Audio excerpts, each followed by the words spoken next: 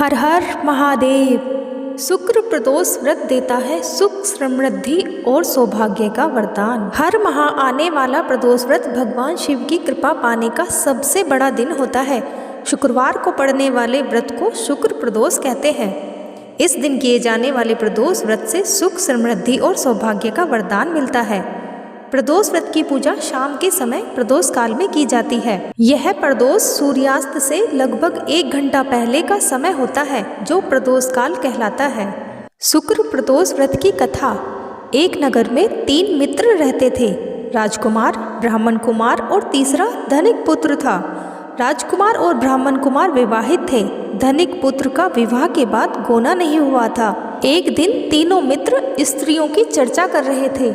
ब्राह्मण कुमार ने स्त्रियों की प्रशंसा करते हुए कहा कि नारीहीन घर भूतों का डेरा होता है। धनिक पुत्र ने यह सुना तो तुरंत ही उसने अपनी पत्नी को लाने का निश्चय कर लिया। तब धनिक पुत्र के माता पिता ने समझाया कि अभी शुक्र देवता डूबे हुए हैं, ऐसे में बहू बेटियों को उनके घर से विदा करवा लाना शुभ नहीं माना जाता। धनिक पुत्र ने उनकी एक बात नहीं सुनी और ससुराल पहुंच गया। ससुराल में उसे मनाने की कोशिश की गई, लेकिन वह जिद से टस से मस नहीं हुआ। कन्या के माता पिता को उनकी विदाई करनी पड़ी। विदाई के बाद पति पत्नी शहर से निकले ही थे कि बैलगाड़ी का पहिया निकल गया और बैल की टांग टूट गई।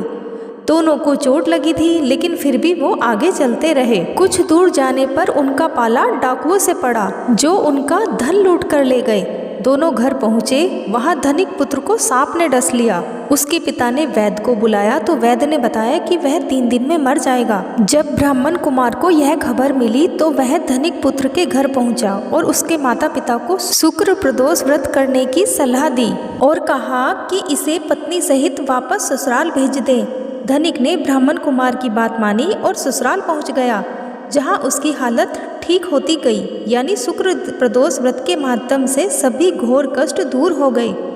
इस दिन कथा सुने अथवा सुनाएं तथा कथा समाप्ति के बाद शिवजी की आरती करें और प्रसाद वितरित करें। शुक्रवार को प्रदोष व्रत सौभाग्य और दाम्पत्य जीवन में सुख समृद्धि भर देता है। यही कारण है कि शुक्र प्रदोष व्रत को बहुत ही खास माना जाता है। बोलो शिव शंकर भोलेनाथ बाबा की जय, माता पार्वती की जय। शुक्र प्रदोष व्रत की कथा सुनने के लिए आपका धन्यवाद।